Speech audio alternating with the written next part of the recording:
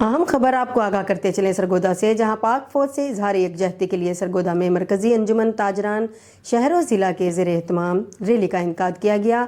Rally میں تاجروں اور شہریوں کی بڑی تعداد نے شرکت کی اور پاک فوج کے حق میں نعرے لگائے۔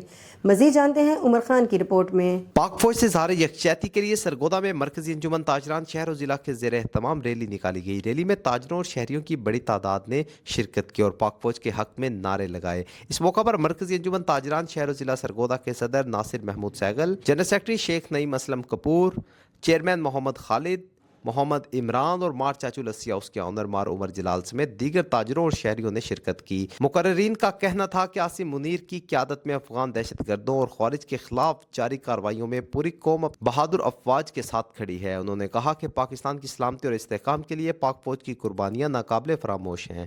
شرکا نے ہاتھوں میں بینرز اٹھا رکھے تھے جن پر پاک فوج کے حق میں نعرے درج تھے۔ ریلی کے شرکا نے اس عزم کا اظہار کیا کہ ملک کے دفاع اور دہشت گردی کے خاتمے کے لیے وہ ہر قدم اپنی فوج کے ساتھ ہیں۔ عمر خان، بگ نیوز، سرگودا۔